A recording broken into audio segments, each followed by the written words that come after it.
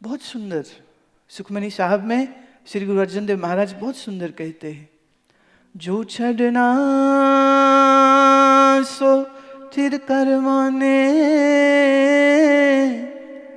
जो होवन सो दूर पराने, छोड़ जाए तिसका श्रम करे,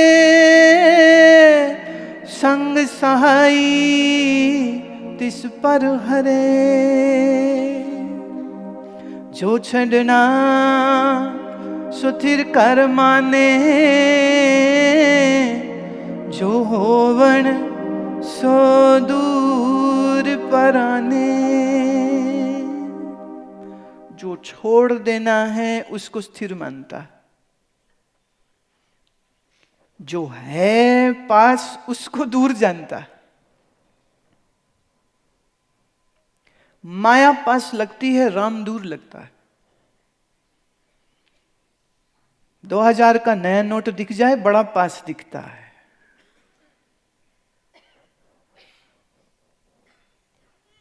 अब मालूम नहीं कि इसमें क्या नशा है लोगों के। पैसे का ऐसा नशा है, बस वो है तो सब है, माल है तो सब है। हीरे की चमक के आगे तुम अंधे हो जाते हो, और ये छूट जाएगा, ये तुम समझना नहीं चाहते हो। जो छड़ना, जो छोड़ देना, सुथिर कर माने, जो होवन सुदूर पराने। जो है, गुरु नानक की वाणी बहुत सुंदर कहती है तू होवन हारा कते न पयो दुराई। तू है प्रभु, और तू कभी दूर हो नहीं सकता मुझसे। पर वो किसको पास दिखता है? शरीर दिखता है, मैं शरीर हूं ये दिखता है, पर मैं आत्मस्वरूप हूं ये कहां दिखता है?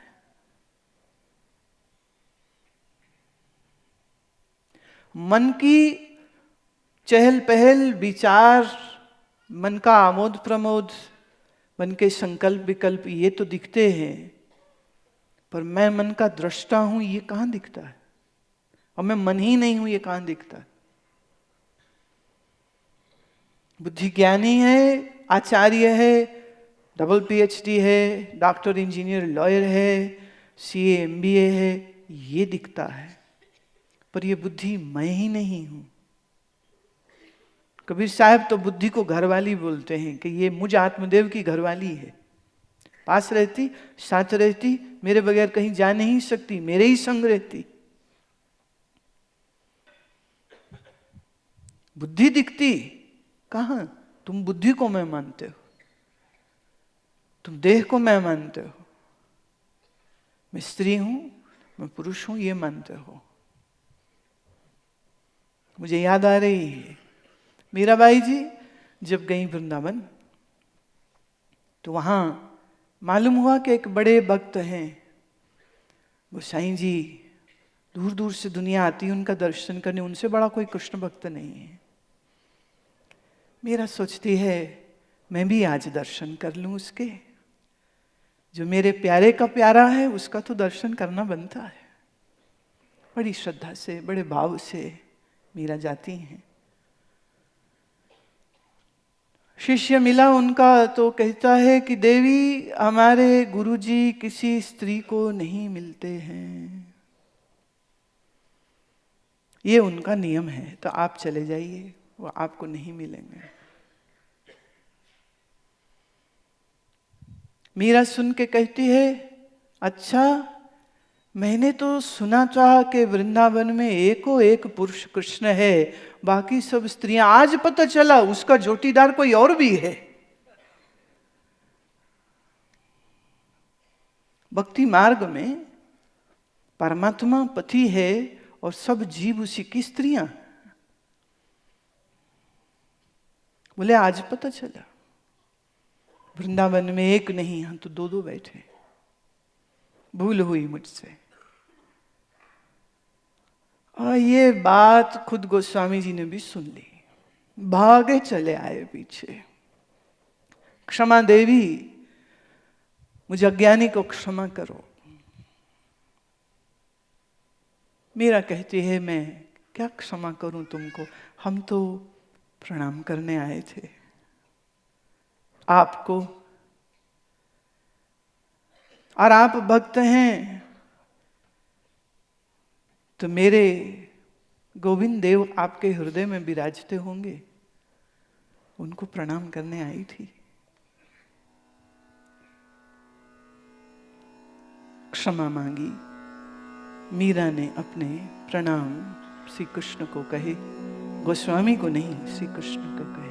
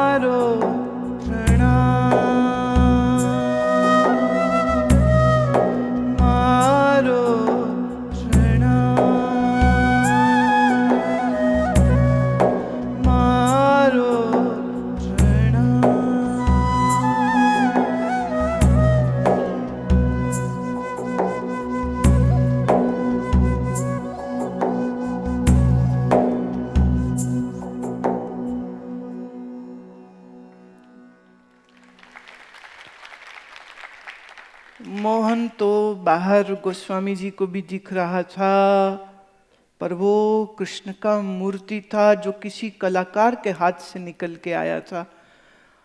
और मीरा भी कृष्ण को देखती है, पर वो कृति किसी मनुष्य के हाथ की नहीं, वो मीरा के भाव की है। That is the difference. बुरा ना मानिएगा इस बात को, पर सच्ची कठोर बात लगी हूं कहने। कोई भी जाके 10 रुपए से लेके 10 लाख तक की मूर्ति खरीद सकता है, एक बड़ा विशाल मंदिर उसके आसपास खड़ा कर सकता है, तो भी वो मीरा के चरण की धूल भी नहीं बन पाएगा।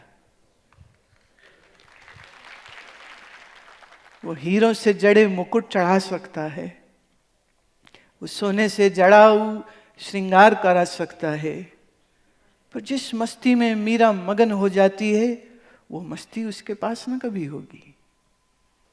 मैं फिर कह दूं, कृष्ण दुर्योधन के नहीं, अर्जुन के मित्र हैं। कृष्ण धन वालों के नहीं, दिल वालों के मित्र हैं। याद रखें इस बात को, भूलिएगा नहीं। वो बिदर के घर भोजन स्वीकार करते हैं, वो दुर्योधन के राजसी भोजन को अस्वीकार कर देते। और थोड़ा अपने आप को भी देख लीजिएगा, आपको तो हमेशा दुर्योधन ही पसंद आते हैं, क्योंकि बिदर जैसे भाव तुम में है नहीं, इसलिए बिदर जैसे भाव वाले लोग दिखते नहीं तुमको। अजीब बात हो गई ना। घूम फिर के कृष्ण फिर दुर्योधनों से घिर जाते हैं, और बिदर बेचारा दूर किसी कोने में तरसता रहता है कि बारी पता नहीं कब आएगी, मेरी बारी कब आएगी। पर मैं फिर कह दूं, मूर्ति में कृष्ण नहीं, तेरे भाव में होने चाहिए। भाव नहीं है तो मूर्ति रख के भी क्या करोगे। हर वस्तु को उसके हर दृष्टिकोण से देखने की कोशिश करनी चाहिए। मैं मूर्ति विरोधी नहीं हूं, पर मैं मूर्ति की पक्षधर भी नहीं हूं। मैंने कल ही ये बात कही, लोग मूर्ति ले आए भगवान की और उन्होंने मान लिया कि यही भगवान है, तो भगवान ढूंढना ही छोड़ दिया। इससे तो अच्छा होता कि कोई मूर्ति न दी जाती तुम्हें, तो तुम ढूंढते। जब कृष्ण कहते हैं यो माम पश्यति सर्वत्र, मैं सर्वत्र हूं, तो तुम प्रश्न उठाते, मुझे तो पेड़ पत्थर पहाड़ दिखता है, औरत आदमी दिखते हैं, मुझे तो भगवान दिख नहीं रहे। तो भगवान मतलब क्या हुआ फिर? किसको भगवान कह रहे? कौन है वो? मूर्ति नहीं। मूर्ति से शुरुआत हो सकती है, बहुत सुंदर शुरुआत हो, मीरा की मूर्ति से ही तो हुई थी। पर याद रहे, एक समय फिर वो आया था जब रैदास जी की संगत करते करते रंग चढ़ गया। और फिर पूछा किसी ने, जिस मूर्ति को गोद में लिए लिए तो घूमती रही, जिस मूर्ति को गोदी में लिए लिए तूने फेरे भी ले लिए थे। दुनिया सोची राणा जी से फेरे हो रहे, वो तो घूंघट के तले उसने अपने कृष्ण को रखा था। बोली मैं तो उसी की दुल्हन हूं, उसी के फेरे ले रही हूं। दुनिया भले कहे कि हो गई किसी और घर की, मैं तो तेरी थी, तेरी हूं, तेरी रहूंगी मैं। जिस मूर्ति को लिए लिए घूमती रही। जब रैदास जी की संगत करी है काशी में जाके, तो बैठे बैठे सुनते सुनते सुनते एक दिन ऐसा आया, मीरा को भाव समाधि हो गई। और उस समाधि के बाद से उसने मूर्ति की हट छोड़ दी थी, मूर्ति की हट छोड़ दी थी। जो सर्व में है उसे एक मूर्ति में कैसे सीमित कर दूं? जब सर्व में ना दिखे तो कहना पड़ता इसमें देख, इस मूर्ति में देख, यहां है भगवान, तो बच्चे की शुरुआत होती है। पर ज्ञानी को सर्व में दिख रहा है, और जिसे सर्व में दिख रहा है उसके लिए फिर कोई सीमा, ये पवित्र है और इस सीमा के बाहर सब अपवित्र है, यही मूर्ति पवित्र है, इस मूर्ति के अलावा और कुछ पवित्र नहीं है, ऐसी हट उसकी खत्म हो जाती है। यह है शुद्ध वेदांत। हट नहीं कोई, भाव। आप मंदिर जाओ, जरूर जाओ, पर मेरी एक छोटी सी विनती है कि जब मंदिर में भी जावें तो थोड़े तो भाव से, थोड़े तो भाव से कभी जाके देखिएगा, कभी जाके देखिएगा भाव से। और सच ये है, भाव से गए तो प्रेम से तुम्हारे भगवान तुम्हारे चित्त में ही प्रकट हो जाएंगे। आंख बंद हो जाएगी, रोम रोम तेरा जागृत हो जाएगा, शरीर में नर्तन हो जाएगा, बाहर कुछ देखना याद कहाँ रह जाएगा। प्रसाद चरणामृत किसको याद रह जाएगा? कभी ऐसे भी तो जाओ। भागे भागे जाते हो मैराथन करते हुए, धक्के मुक्के मार के पहला दर्शन किया, प्रसाद लिया, तिलक लगाया, और मिल्खा सिंह की तरह भागते भागते घर को आ जाते हो, दुकान को आ जाते हो। तो भाव कहाँ है? कभी भाव से डोलना तो सीखो, कभी भाव की मस्ती का आनंद तो लियो। भगवान को अगर मानते भी हो तो थोड़े तो भाव से मान लो। इतने कोरे क्यों, इतने सड़े हुए क्यों, इतने जले हुए क्यों? बुरा ना मानना, पर कभी कभी मैं शराबियों को ज्यादा मीठा पाती हूँ। थोड़े शर्मिंदा भी हो रहे होते हैं कि हम पीते हैं, कुछ बुरा करते हैं, मुझे मिल जाए तो थोड़ा और झुक जाते हैं, थोड़ा और झुक जाते हैं, मुझसे बोलते हैं, चाहते हैं छोड़ दे, अभी छूटती नहीं, अभी छूटती नहीं। पर रोज सुबह उठ के 4 बजे मंदिर जाने वालों को मैंने जितना अहंकारी देखा है ना, कपड़ा मत छूना, अशुद्ध हो जाएंगे। तेरा मन ही अशुद्ध है प्यारे, तुझे कपड़े की शुद्धि की पड़ी है। ये छू गए तो हम अशुद्ध हो जाएंगे। कहां से? अरे शुद्ध तो मन करना है। मन रखो अशुद्ध, बाहर डुबकी लगाते रहो। आता है ना कुंभ, आहा, लाखों लोग जाते हैं। बोले क्यों? एक मेरे से कह रहे थे, हमारे एक बड़े प्यारे संत हैं, वो मुझे कहते आप जा रहे हो कुंभ पे? मैंने कहा नहीं महाराज, अभी ऐसा कुछ तय तो नहीं है, वो ठीक उन्हीं दिनों मुझे कहीं जाना था, कुछ व्यस्तता थी मेरी। मैं आप कहते हमने तो कोई पाप किए ही नहीं, तो धोने क्या जाए। महात्मा है ना, तो महात्माओं का हमारा आपस का विनोद ऐसा ही होता है।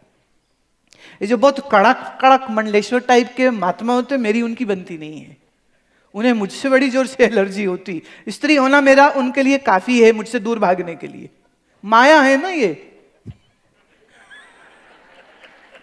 तो माया से तो दूर रहना ही चाहिए उनको। पर हमारे कुछ संत हैं, बहुत प्यारे मित्र हैं, तो बड़ी खुल के बात होती। बोले हमने तो कोई पाप किया ही नहीं, तो धोने क्या जावे।